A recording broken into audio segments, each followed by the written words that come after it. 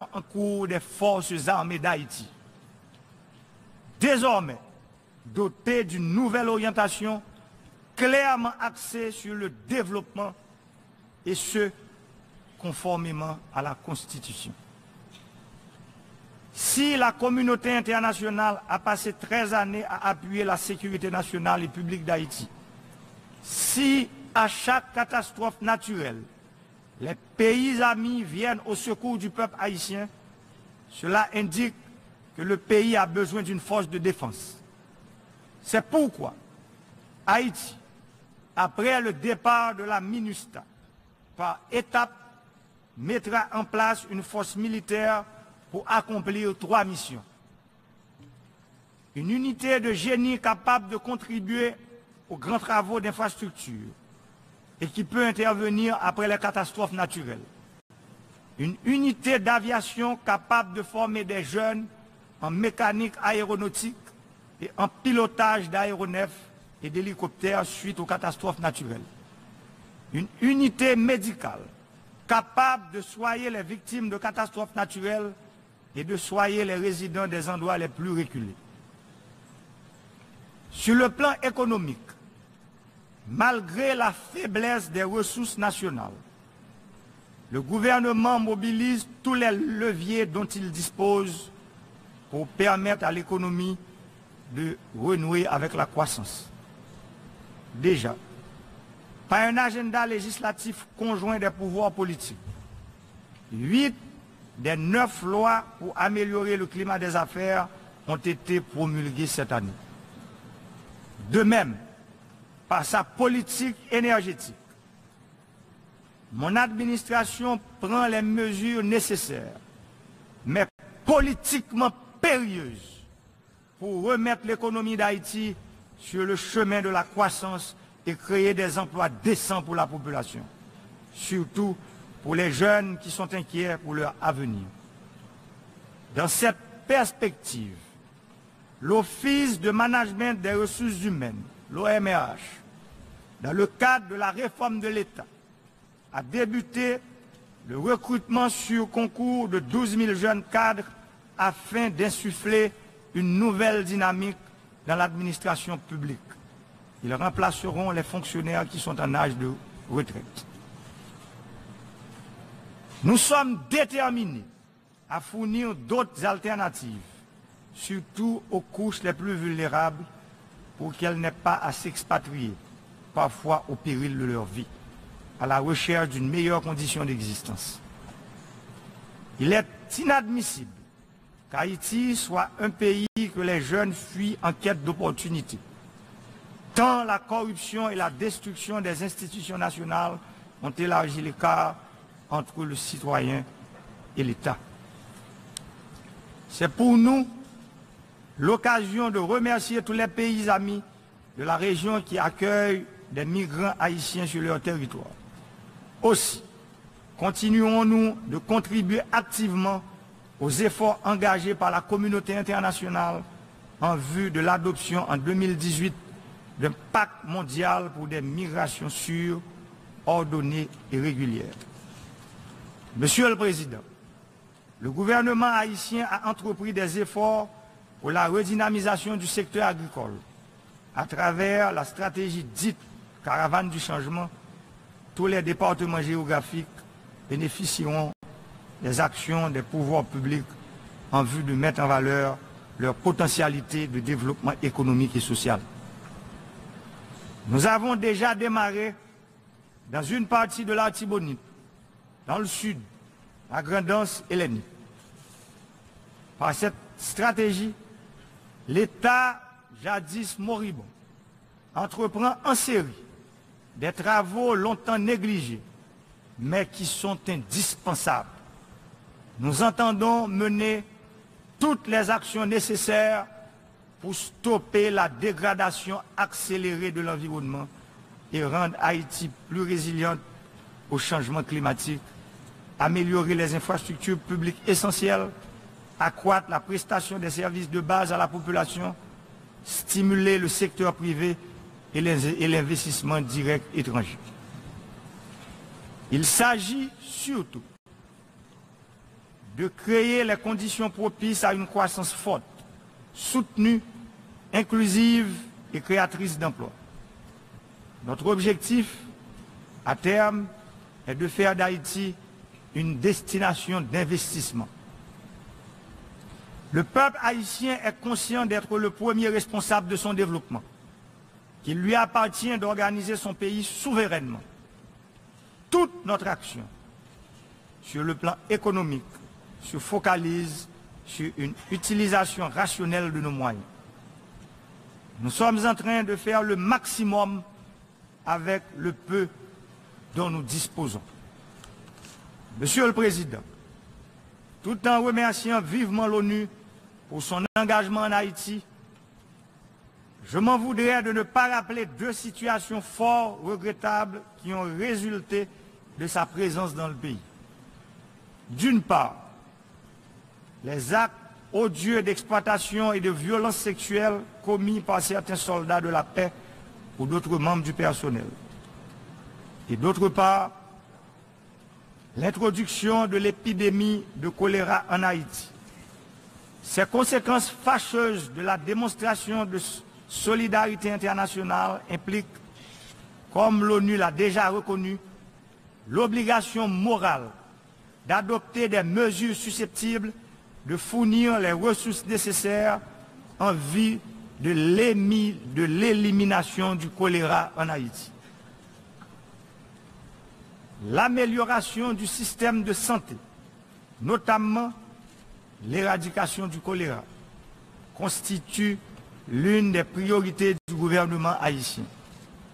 Malgré les récents progrès enregistrés, la liste des victimes, autour de 10 000 de cette épidémie, continue malheureusement de s'allonger. Et les orphelins du choléra se comptent par dizaines de milliers.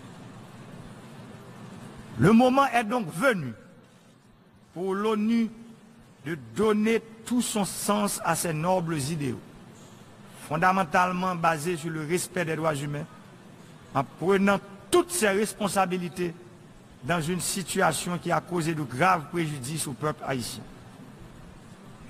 Il est grand temps que soient honorés les engagements pris par l'ONU en vertu de la nouvelle approche préconisée par le secrétaire général et que l'Assemblée générale a approuvé dans la lutte contre l'épidémie du choléra. Nous nous associons donc à l'appel urgent lancé par le secrétaire général Antonio Guterres pour la dotation du fonds d'affectation spéciale en vue de la mise en œuvre intégrale des deux volets de la dite nouvelle approche. Nous saluons également la décision de l'Assemblée générale de réaffecter une enveloppe de 40,5 millions de dollars provenant du budget 2015-2016 de la MINUSTAH à la lutte contre cette épidémie. Nous souhaitons que cet exemple soit suivi par d'autres partenaires internationaux. Nous voulons assurer une prestation adéquate de soins aux malades, l'indemnisation prévue des victimes et de leurs proches, ainsi que l'aménagement des systèmes d'adduction d'eau potable et d'assainissement en Haïti par la Direction nationale de l'eau potable et de l'assainissement, la DINEPA. Monsieur le Président, la République d'Haïti s'engage résolument dans la voie du progrès et du renforcement de l'état de droit. Certes, il reste encore des chantiers inachevés. Le nouveau leadership d'Haïti ne ménage pas pour entreprendre les grandes transformations nécessaires pour relever l'état de sa douloureuse et pénible léthargie. Le gouvernement haïtien œuvre inlassablement pour garantir la sécurité et le bien-être de sa population. Ce sont les conditions indispensables pour atteindre les objectifs de développement durable. La stabilité politique est le premier des biens publics, comme je l'ai bien dit dans ma campagne électorale. À cet effet, J'entends poursuivre le dialogue que j'ai entamé la semaine dernière sur l'institutionnalisation de la vie politique auquel presque tous les partis politiques représentés au Parlement et dans les collectivités territoriales ont pris part. De même, dans les semaines qui suivent, mon administration entreprendra les états généraux sectoriels de la nation en vue d'instaurer la stabilité requise pour entreprendre un programme de développement économique et social sur une période de 25 ans au moins. Monsieur le Président, les acteurs économiques, politiques et sociaux haïtiens sont conscients de l'impérieuse obligation qui leur est faite de préconiser la paix sociale en vue de réaliser le destin qui est réservé à notre noble et grande nation. La République d'Haïti, le berceau de la liberté, de l'égalité et de la fraternité. Je vous remercie.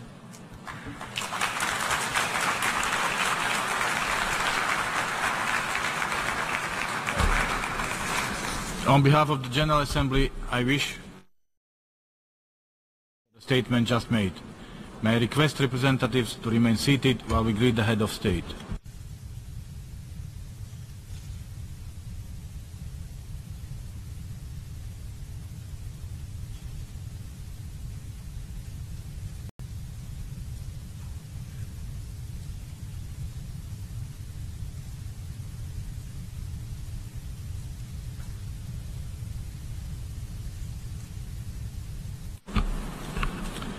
The Assembly will hear an address by His Excellency Moon Jae-in, President of the Republic of Korea. I request protocol to escort His Excellency.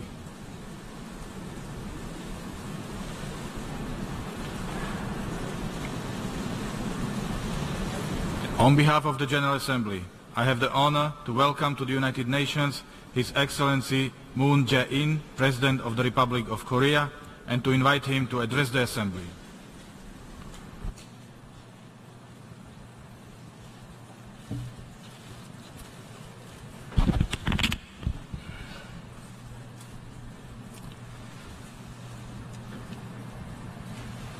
먼저 이 자리를 빌려 9월 19일 멕시코에서 발생한 지진으로 인해 희생당한 분들과 그 가족, 그리고 멕시코 국민과 정부에 우리 국민과 정부를 대표하여 심심한 위로의 뜻을 전합니다.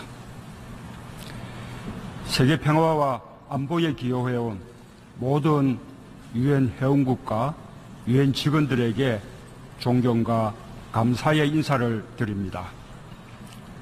미로슬라프 라이짝 제72차 총회 의장의 취임을 축하합니다. 의장의 뛰어난 지도력으로 이번 유엔 총회가 더욱 의미 있는 성과를 거두기를 기대합니다. 안토니오 구테리시 사무총장의 성공을 기원합니다. 대한민국은 분쟁의 사전 예방과 평화의 지속화를 추구하는 유엔의 목표를 적극 지지하며 총장의 재임 기간 동안 유엔이 평화와 인류 공영에 이바지하는 더욱